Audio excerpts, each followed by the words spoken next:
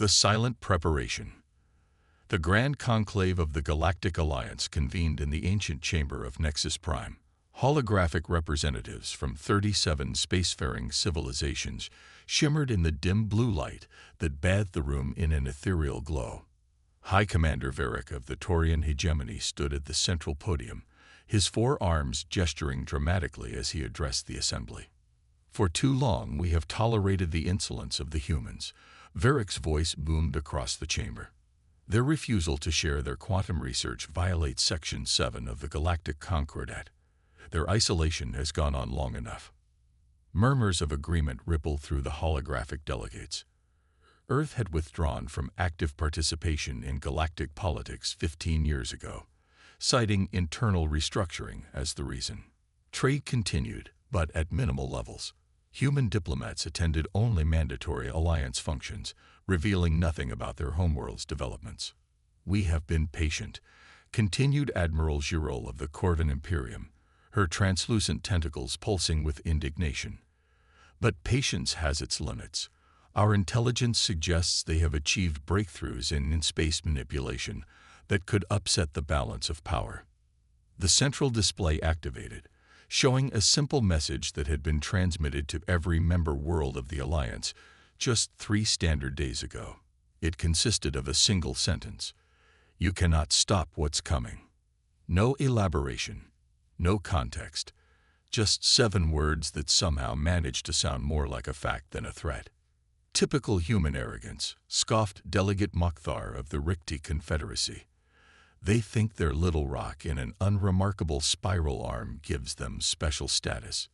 The Alliance had sent 17 diplomatic envoys to Earth seeking clarification.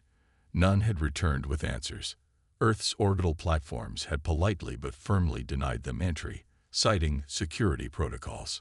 Subsequent scans of the Sol system had revealed unusual energy signatures, but nothing that could be definitively identified as weapons. Grand Admiral Selexis of the Draken Empire rose from his seat, his reptilian scales catching the light. "I propose we end this uncertainty.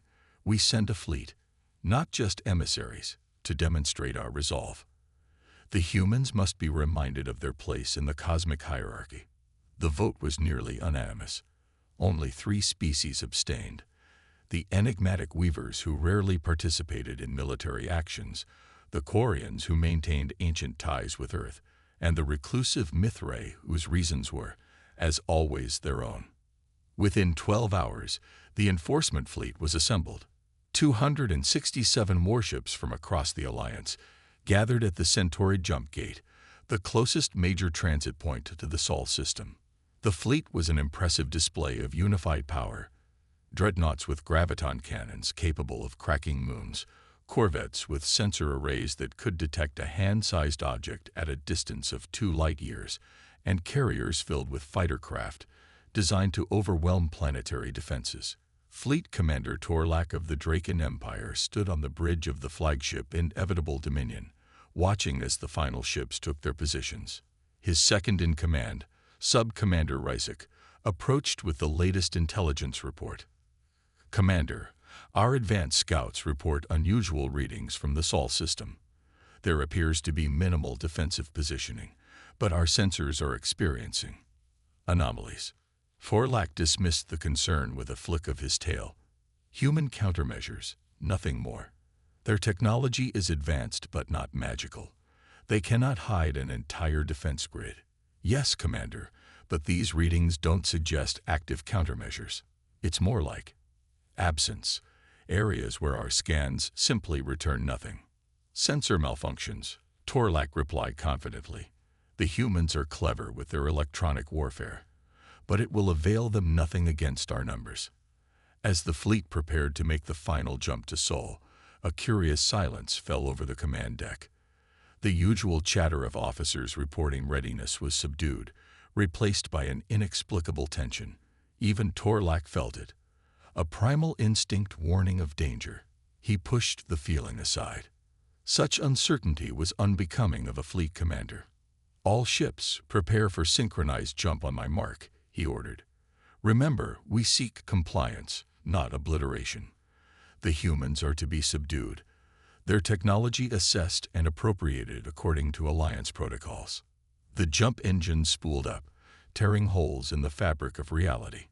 In moments, the entire fleet would materialize in Earth's backyard, a show of force designed to shock the humans into submission before a single shot was fired. Jump sequence in 3, 2, 1. The fleet vanished from the Centauri Gate, only to reappear moments later at the edge of Sol's heliopause. Torlak immediately ordered a full defensive posture, expecting to encounter human warships or orbital platforms. Instead, they found nothing. No defensive formation, no greeting, not even the customary warning transmissions about territorial sovereignty. Earth was silent. "Commander, we're receiving no transmissions from the human homeworld," reported Rezik, confusion evident in his voice. "No communications, no defensive alerts, nothing." Torlak's inner eyelids flickered in suspicion. "This is unexpected. Proceed with caution. Deploy scout vessels to establish a perimeter and begin long-range scans of their orbital infrastructure." The scout ships moved forward, sleek vessels designed for speed and stealth. They were halfway to Mars when the first one vanished. No explosion, no distress signal. One moment it existed, and the next, it was simply gone. Before Torlak could process this, a second scout disappeared, then a third. "What in the blazes of Draxus is happening?" he demanded, scales flaring in alarm. "Unknown, Commander." The sensor officer's voice was pitched high with stress. "We detect no energy weapons, no projectiles, nothing." Then, a fourth ship vanished.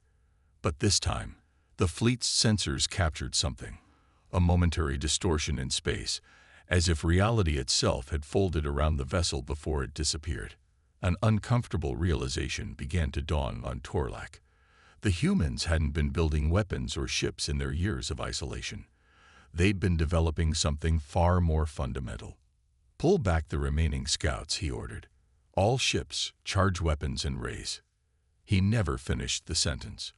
A massive wave of energy suddenly bloomed from Earth's direction, not aimed at the fleet, but expanding in all directions like a ripple in a cosmic pond. When it reached the fleet, sensors across every ship went dark. For 3 terrifying minutes, the Alliance fleet was blind and deaf, floating helplessly in the void. When the sensors came back online, the scene before them had changed dramatically. Where empty space had been, thousands of objects now registered on their screens. Small, geometrically perfect tetrahedrons, each about the size of a fighter craft, had surrounded the entire fleet in a 3-dimensional lattice formation. "Commander," whispered Rezik, "those weren't there before." "I can see that," snapped Torlak. "Analysis. They appear to be unmanned. No life signs, minimal power signatures. They're just sitting there." A transmission cut through the tense silence, broadcasting on all frequencies simultaneously. A human voice, calm and measured, spoke.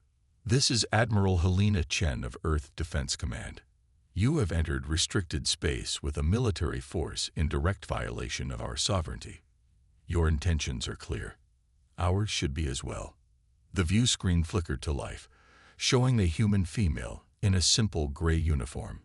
Her expression was neither hostile nor fearful, merely attentive, as if observing a mildly interesting experiment. "For 15 years, we've watched as the Alliance debated how to handle the human problem. We monitored your councils, intercepted your communications, and noted your growing desire to force our compliance. We chose isolation not out of fear or arrogance, but to prepare for this inevitable day." One of the tetrahedrons suddenly accelerated toward a Corvin cruiser at the edge of the formation. Before anyone could react, it made contact with the ship's hull, and, merged with it, its structure seemingly phasing through the advanced alloys of the warship. Seconds later, the cruiser's engines, weapons, and life support shut down simultaneously. "That was a demonstration," continued Admiral Chen. "A single nanomish disruptor. We have thousands, each one capable of neutralizing any system it touches without destroying the vessel or harming its crew. This is not a negotiation. It is not a threat. It is simply information you should have before making your next decision. Torlak fought to maintain his composure. "What are your demands?" he asked, knowing the transmission was two-way. Admiral Chen smiled slightly. "We have no demands. Only a statement. You cannot stop what's coming. The choice before you is simple: retreat beyond Neptune's orbit and await further communication, or be neutralized where you stand. You have 5 minutes to decide." The communication ended, leaving the Alliance fleet surrounded by thousands of the mysterious tetrahedrons, each one potentially capable of rendering their most powerful warships into drifting hulks. Torlak turned to his second-in-command. "Options." Rizek looked grim. "We have none, Commander. If even a fraction of those devices function as demonstrated, they could disable our entire fleet before we fired a single shot." For the first time in his illustrious military career, Fleet Commander Torlak of the Draken Empire gave the order to retreat without engaging the enemy. As the Alliance fleet carefully maneuvered to the designated position beyond Neptune, a sobering thought occurred to him. Perhaps the humans' cryptic message wasn't a threat after all, but simply a statement of fact. Whatever was coming, the Galactic Alliance had just discovered they were indeed powerless to stop it. The reckoning. Beyond Neptune's orbit, the Alliance fleet hung in the void, a collection of the most advanced warships in known space reduced to watchful waiting. On board the flagship Inevitable Dominion, Fleet Commander Torlak paced the command deck, his tail lashing with frustrated energy. 12 hours had passed since their humiliating retreat, and still no further communication from Earth. "This is intolerable," he hissed. "We represent the combined might of 37 civilizations, and we're being treated like chastised younglings." Sub-Commander Rizek approached cautiously. "The High Command has responded to our situation report, Commander. They are displeased with our withdrawal." "Did they suggest an alternative to having our entire fleet disabled?" Torlak snapped. "No, Commander, but they've dispatched reinforcements. 3 additional battle groups are en route from the Centauri Gate. They'll arrive within 18 hours. Torlak's scales flattened against his neck in contemplation. "More ships won't matter if we can't counter their technology. Have the Science Division made any progress understanding those tetrahedron devices?" "Minimal, sir. The one we managed to capture deactivated itself before we could study it properly. But we've detected unusual quantum signatures. Whatever these devices are, they seem to operate partly outside conventional physics." A junior communications officer interrupted with evident alarm. "Commander, we're detecting massive energy spikes throughout the Sol system. Something's happening." The main view screen shifted to show a tactical display of the solar system. Dozens of energy signatures were blooming into existence, not just around Earth, but at key orbital positions around every planet from Mercury to Uranus. "Analysis," demanded Torlak. "They appear to be gateways, sir, similar to our jump technology, but far more stable. They're creating permanent wormhole apertures." Before Torlak could process this information, another officer called out, "Sir, we're receiving a transmission from Earth. Text only." The message appeared on the screen. "Observe the future you tried to prevent. Phase 1 begins now." Through the observation ports and on magnified tactical displays, the Alliance fleet watched as objects began emerging from the newly formed gateways. Not warships or weapons platforms as they feared, but something far more mundane yet ultimately more significant: massive automated factory ships and resource processors. "What are we seeing?" Torlak asked, bewildered. The science officer studied the readings with growing astonishment. "They're construction vessels, Commander, industrial scale. And those energy readings suggest they're equipped with the same in-space technology that powers the gateways. They're establishing a network." As they watched, the human vessels fanned out through the solar system with precise coordination. Some headed toward the asteroid belt, others toward the gas giants and their resource-rich moons. It was not an attack formation, it was an expansion strategy. Sub-Commander Rizek voiced what everyone was thinking. They're not preparing for war. They're enacting an industrial revolution, right before our eyes. A second message appeared. The Galactic Alliance has maintained technological stagnation for 3 centuries through enforced sharing and suppression of breakthrough technologies that might disrupt the established order. Earth rejects this stagnation. What follows is not conquest, but advancement. You may observe, but not interfere. Then, unexpectedly, the view screen shifted to show Admiral Chen once more. This time, her expression was solemn. Fleet Commander Torlak, I'm transmitting this message directly to you, because what happens next will depend largely on your decision. Humanity has developed stable in-space transit technology that makes traditional FTL methods obsolete. We can create permanent, energy-efficient gateways between any 2 points in space without the limitations of jump gates or the resource costs of hyperdrives.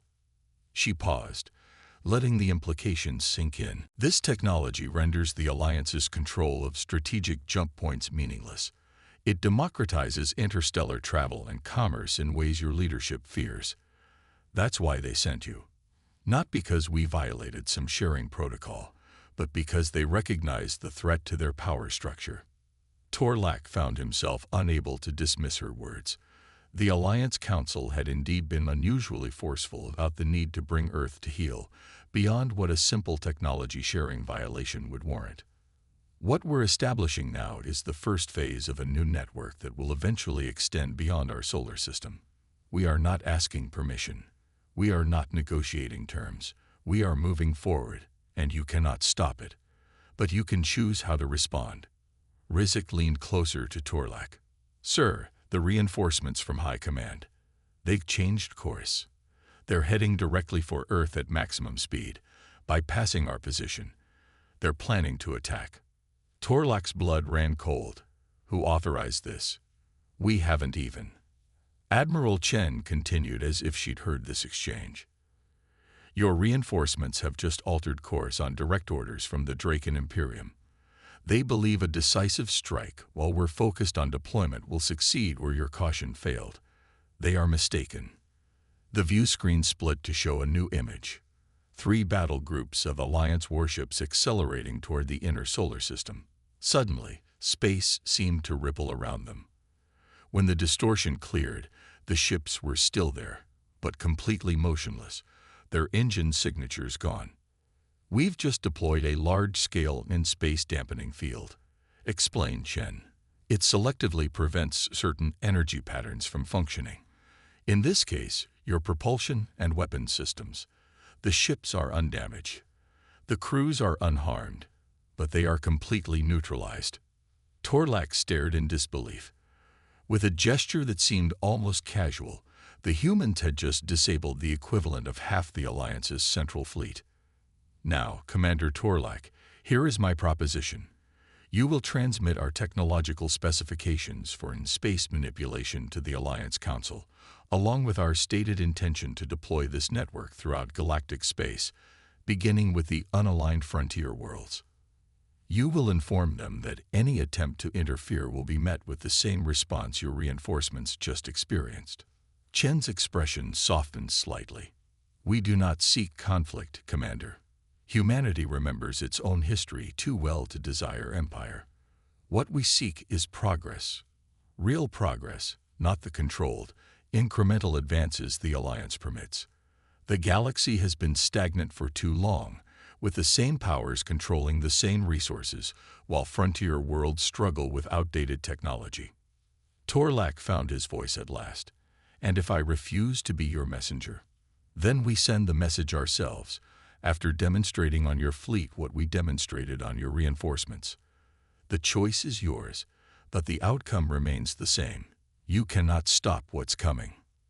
For several long moments, Torlak considered his options. His military training urged resistance, a last stand for the Alliance's authority. But the strategic part of his mind recognized the futility. Whatever the humans had developed during their years of isolation, it represented a fundamental shift in the balance of power. I will transmit your message, he finally said. But know this, Admiral Chen. The Alliance consists of 37 species with diverse interests. Some will see your actions as liberation, others as an existential threat. This isn't over. Chen nodded. We're counting on that, Commander. Change never comes without resistance, but it comes nonetheless. Over the next 24 hours, Torlak watched as human ships continued to emerge from gateways throughout the solar system. They'd moved with purpose, establishing mining operations on asteroids, constructing orbital platforms around the gas giants, and setting up what appeared to be larger gateway structures at strategic points. The message he transmitted to the Alliance Council produced exactly the divided response he predicted. Some member worlds immediately recalled their ships, wanting no part in a conflict with such advanced technology. Others demanded immediate, overwhelming military action. A few, intriguingly, requested direct diplomatic channels with Earth. 7 days after the initial confrontation, the human network had expanded dramatically.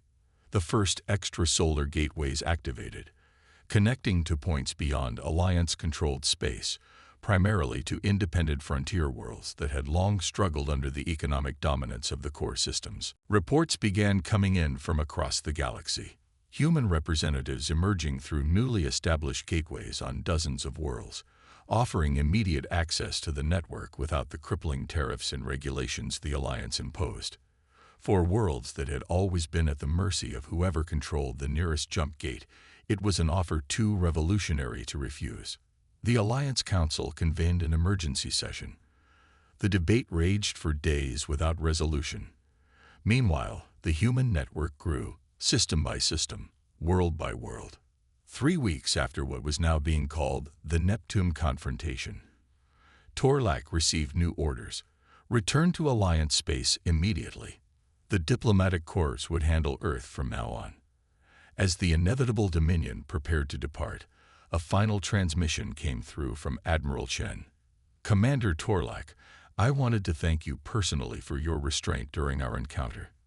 Had you chosen differently, much blood would have been shed unnecessarily.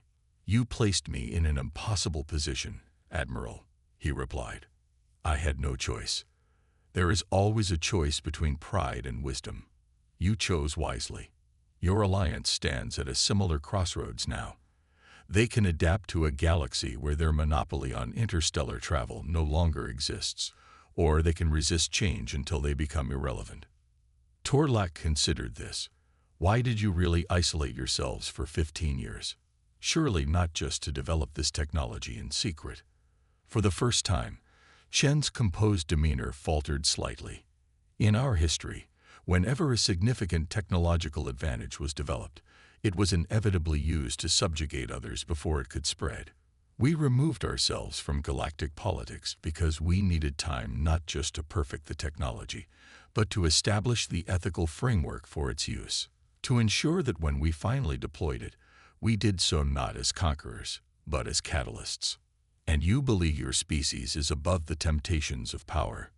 Torlak asked skeptically. Not at all, Chen replied with surprising candor. We're as flawed as any species.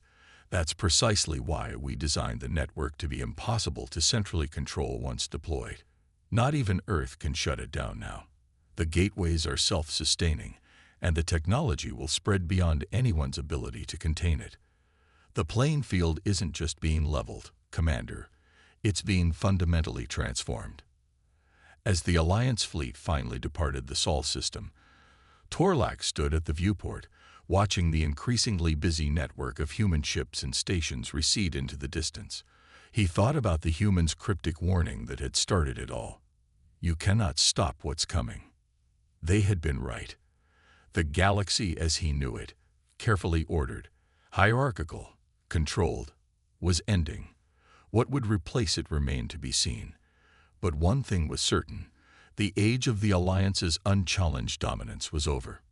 And somewhere deep inside, in a place he would never admit to his superiors or even to himself, Torlak was curious to see what would come next.